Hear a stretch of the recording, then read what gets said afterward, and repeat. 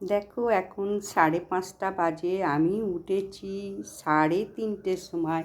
সমস্ত কিছু দেখো শ্রীকৃষ্ণ গোবিন্দ নারায়ণের পায়ে আমি চন্দন দিয়ে অবশ্যই তুলসী পাতা অর্পণ করেছি, মালা পরিয়ে নিয়েছি, সিঁদুর পরিয়ে নিয়েছি এবং চন্দনও পরিয়ে নিয়েছি। আর আমার মাপা সিন্নি আমি দিয়ে দিয়েছি। ঠিক 6:20 মধ্যে আমার পূজা পাঠ কমপ্লিট করব।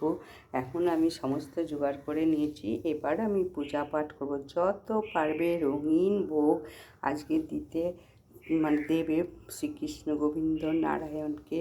আমি আমার আমাপা সিন্নি দিয়ে দিলাম, সেটাই তোমাদের দেখাচ্ছি।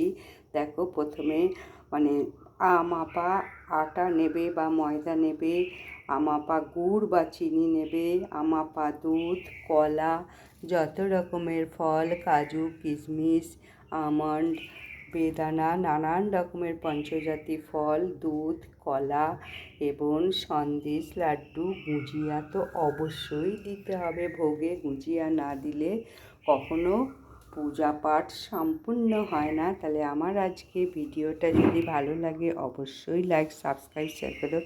সকলের পায়ে আমি আবির দিয়ে দেবো। ঠিক 6:20 মধ্যে আমার কিন্তু পূজা পাঠ শেষ করতে হবে। আমি সবই জোগাড় করে নিয়েছি, এইবার শুরু করব। ধূপ ধুনো দিয়ে পূজা পাঠ করব এবং সত্যনারায়ণের পাঁচালিটাও পড়ব। ঠিক 6:20 মধ্যে আমাকে কমপ্লিট করতে হবে। সুতোকাল 6:20 মধ্যে শুরু হয়ে যাচ্ছে। তাহলে দশভুজা ব্লগসের কেমন লাগছে অবশ্যই তোমরা আমাকে জানাবে।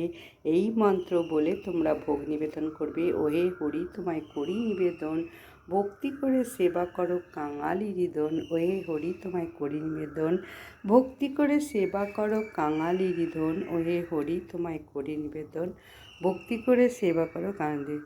তাহলে আমি সূর্যদেবকে জল দেবো, মাতা তুলসী মহারানীকে ধূপ দ্বীপ জ্বালাবো। এখন সমস্ত কিছু এই টাইমের মধ্যেই সমাপ্ত করতে হবে। আজ এখানেই রাখছি, অবশ্যই ভিডিওটা শেয়ার করে দাও।